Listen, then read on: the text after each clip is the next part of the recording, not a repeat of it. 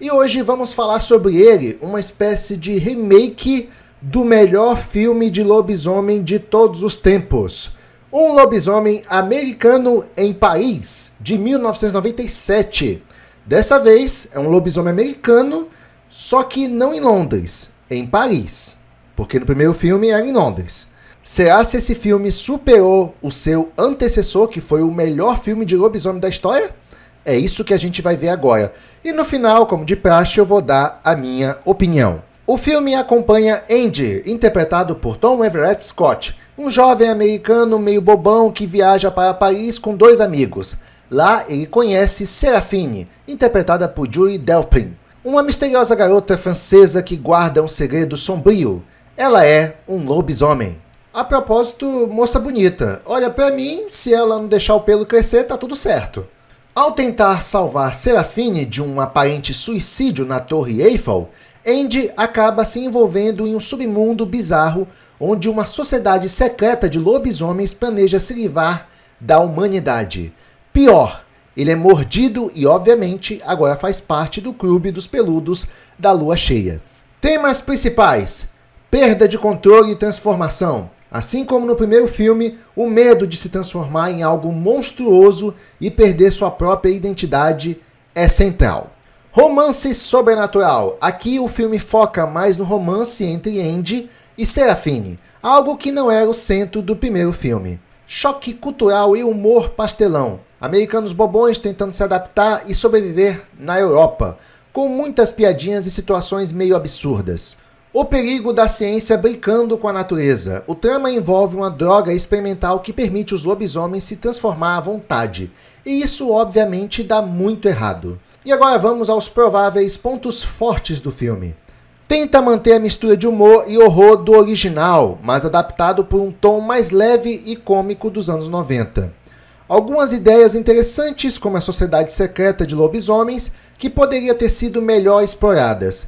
Isso eu concordo, eu gostei muito dessa ideia, foi uma coisa diferente que o filme trouxe, mas que poderia ter sido desenvolvido melhor. E agora vamos aos supostos pontos fracos do filme, segundo algumas críticas. Efeitos especiais fraquíssimos. Ao contrário do primeiro filme, que revolucionou com efeitos práticos, aqui eles apostaram em CGI de 1997. Resultado: lobisomens digitais que parecem saídos de um jogo de PlayStation 1. Olha, com relação a essa crítica, ela tem um certo sentido, mas eu costumo dizer aqui no canal que eu não sou exigente com relação a CGI. Outro suposto ponto fraco do filme seria o humor mais pastelão e menos inteligente que o original, caindo mais para uma comédia adolescente do que para um terror de fato. Sim, eu concordo com isso. Também temos personagens rasos e piadas forçadas, a química entre os protagonistas não é das melhores, perde a profundidade simbólica que o primeiro tinha sobre identidade, dor, culpa e transformação. Realmente ele não tem todo esse impacto que o primeiro filme tinha. E agora vamos a algumas curiosidades do filme. Primeira curiosidade, não é uma sequência oficial. Isso eu já esperava. Apesar de levar o nome do clássico de 1981, o filme não é exatamente uma continuação direta. Não há conexão de personagens ou eventos. É mais uma sequência espiritual que só herda a premissa de turistas americanos mais lobisomens mais Europa. Falando nisso, a outra curiosidade é que planejaram uma conexão com o filme original. O roteiro inicial incluía uma revelação de que Seraphine era filha de David e Alex, protagonistas do filme de 1981. Essa ideia foi cortada na versão final, deixando qualquer ligação completamente apagada. E eu acredito que inicialmente é uma boa escolha, até porque dificilmente esse segundo filme seria tão grandioso quanto o primeiro. Então era melhor cortar as conexões. Mas de certa forma ele carrega muitas semelhanças com o filme original, carrega a essência do filme original. Então não seria uma ideia que afeta as coisas assim. Uma outra curiosidade, falando do CGI, é que ele foi tão considerado horrível para a época que até parte da própria produção concordam que foi um dos piores usos de CGI em filmes de terror dos anos 90. Eu também não vou tirar a razão do pessoal, até porque você vai notando que é um CGI que falta textura. Realmente ele não é bem caprichado. Até porque nós já tivemos filmes com CGI absurdo de bom, tipo Jurassic Park de 1993. Jurassic Park 5 anos antes desse filme. Arrasou no CGI. Então esse filme não teve muita desculpa. Mas eu, na época, não me incomodei. Eu achei massa, sabe, o CGI. Nossa, que olha só que CGI, que top. Porque eu nunca fui exigente pra CGI. Cara, a gente ficava impressionado com qualquer coisa naquela época. Você via os jogos da Lara Croft, assim, da Tomb Raider, e aí você olhava aqueles gráficos quadrados e o pessoal comentava: nossa, olha a qualidade desses gráficos, é perfeito. Quadrado. Mas repetindo, é claro que se tu for assistir esse filme hoje, tu vai sentir no CGI. Tu vai sentir algumas partes não é legal. A outra curiosidade é que o filme mudou o tom no meio da produção. A ideia original era fazer um filme mais sério, seguindo o tom agridoce do primeiro filme. Porém, durante as gravações, os produtores acharam que seria melhor investir no tom mais adolescente, bobão e engraçado, para pegar carona na onda de filmes como Pânico e Eu Sei O Que Vocês Fizeram no Verão Passado. E realmente, diferente do primeiro filme, que tinha um tom sério, é claro que tinha uma parte cômica meio ácida, mas aqui você vê ele mais como um filme para adolescente.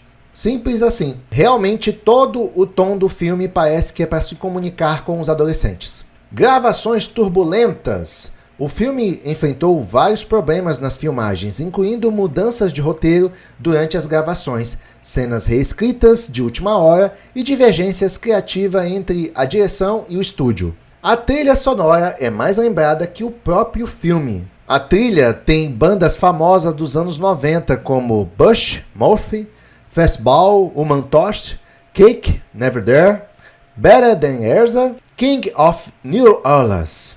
E essa aí acabou se tornando mais cultuada que o próprio filme. Julie Delpy quase escondeu esse filme da carreira.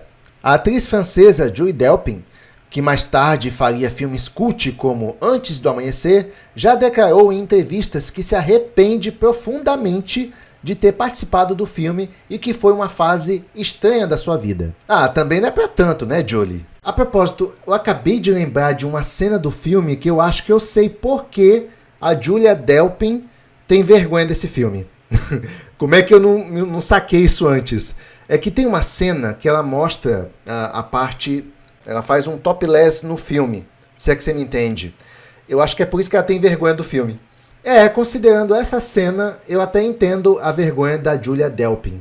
Agora faz sentido. A outra curiosidade é que tem uma cena insana na Torre Eiffel, que não foi filmada lá. A icônica cena que Andy salva Serafine de pular da Torre Eiffel não foi gravada na Torre Real. Usaram maquetes, cenários falsos e fundos digitais extremamente toscos. E eu acredito fortemente que é por isso que desistiu de usar essa cena no filme. Recepção da crítica desastrosa. O filme foi massacrado pela crítica. No Rotten Tomatoes tem apenas 7% de aprovação. Sim, 7%. Foi criticado por roteiro fraco, humor forçado, efeitos especiais lamentáveis. E aproveitando que eu já estou adiantando a avaliação, ele teve apenas 30% de aprovação da audiência. Caramba, o filme foi ruim.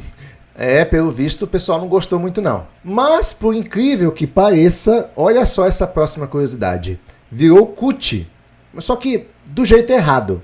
O filme ganhou status de tão ruim que é bom. Hoje em dia, olha só, ele é revisitado por fãs dos filmes trash, nostálgico dos anos 90 e pessoas que gostam de rir de lobisomens digitais que parecem feitos no Paint em 3D. Tô falando que o filme é bom e que ele foi injustiçado? Eu não achei tão ruim assim, entendeu? Mas agora vamos conhecer as lições desse filme. Será que esse filme tem lições tão boas e fortes como o primeiro filme? Vamos ver agora. Primeira lição, e essa lição aqui é diferente. Mexer com coisa que você não entende dá ruim. O filme traz uma sociedade secreta de lobisomens que usa drogas experimentais para controlar as transformações. E claro, isso dá terrivelmente errado. A lição: brincar de Deus, de ciência maluca ou mexer com forças que você não entende sempre dá problema. A outra lição é: cuidado com onde você se mete, literalmente. Andy e os amigos são turistas bobões que se metem onde não devem, acham que estão em busca de diversão e acabam no meio de uma seita de lobisomens assassinos. Ou seja, não vá atrás de rolês aleatórios na Europa sem saber no que está se metendo. O amor salva, olha que bonitinho, mas não resolve tudo. O filme aposta na ideia de que o amor entre Andy e Serafine é capaz de superar até uma maldição de lobisomem. Mas, ao mesmo tempo, mostra que isso não resolve os problemas por mágica. Eles ainda precisam lutar, correr, sobreviver e se livrar dos lobisomens surtados. Já essa lição aqui é um pouco parecida com o primeiro filme, eu acho que puxa para outro lado. Aceite quem você é, até se você for lobisomem. Serafine passa o filme todo lutando contra a sua própria natureza, se odiando por ser uma lobisoma, né? Mas no fim, ela percebe que precisa aceitar quem ela é, controlar isso e viver com isso. Olha, eu achei bonitinho essa lição, mas ela é uma metáfora um tanto torta sobre aceitar seus próprios monstros internos. Então ficou meio estranha. Nem toda a transformação é ruim. Andy, que começa como um cara bobão, meio perdido na vida, acaba se tornando alguém mais corajoso, responsável e até mais forte, depois de virar lobisomem. Às vezes, mudanças assustadoras podem te transformar numa versão mais forte de si mesmo. Outra lição é que, se você for se meter numa furada, escolha pelo menos bem os amigos. Os amigos do Andy são completamente inúteis e só servem para fazer piada ruim e se meter em confusão. A lição é clara: amigos errados te levam para os rolês errados. Como, por exemplo, te fazer passar vergonha na festa, ou então você tem que carregar ou livrar aquele amigo bêbado de uma confusão. No caso do filme, os amigos do protagonista lá levam ele direto para a boca dos lobisomens. E agora vamos falar do faturamento do filme. É claro que você não deve estar esperando muita coisa.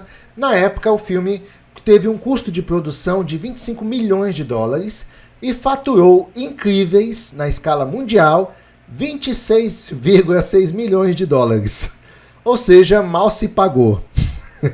Até porque teve gasto com marketing e isso aí sim levou a um prejuízo. E agora eu vou falar a minha opinião, o que foi que eu achei desse filme. Olha, na época eu gostei, eu curti. É claro que ele não tem nem de perto a profundidade do primeiro filme, até porque ele vai para outro caminho, sabe? Uma linguagem mais para adolescente.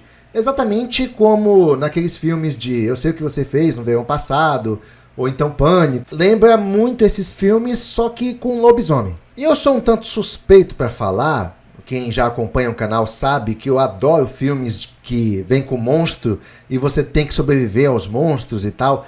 Cara, eu adoro essa pegada, eu adoro isso. Eu acho que é porque eu nasci no Brasil e o Brasil é um país difícil de sobreviver.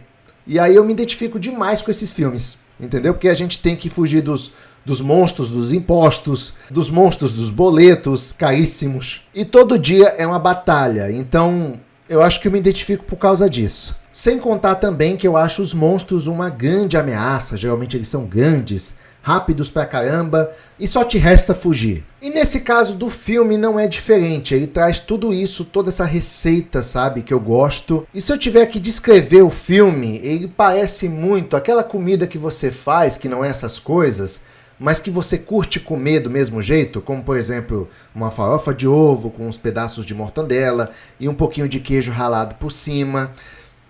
Fica uma delícia, não é a tua comida favorita, mas você até que curte. E é isso, ele não é um filme profundo como o primeiro, na verdade ele é bem raso, mas ele é divertido. Ele se compromete a entregar pelo menos o básico para você.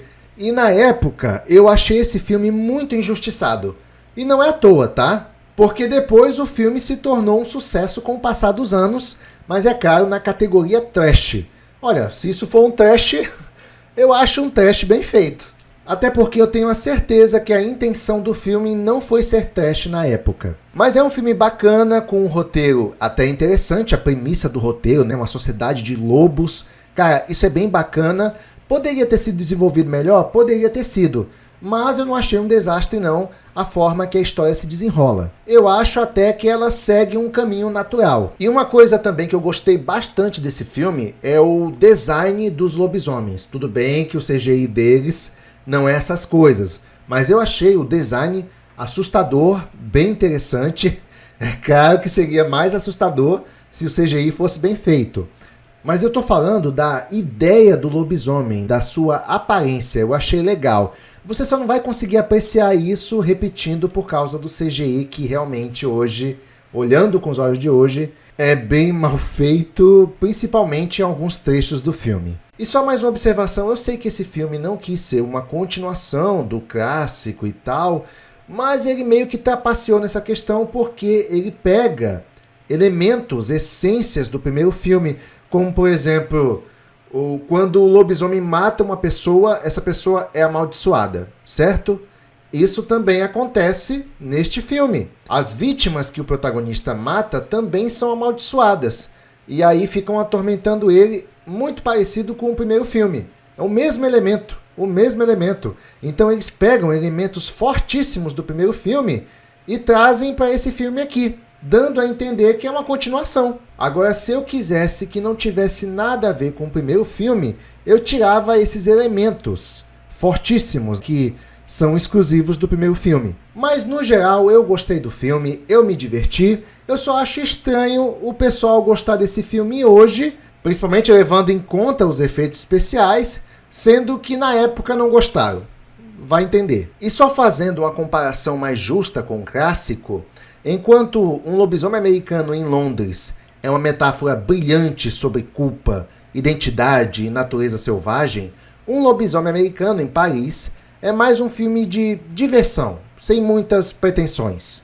Funciona se você assistir com a expectativa de um terror, comédia bobo, típico dos anos 90, mas decepciona muito quem espera algo no mesmo nível de um filme original.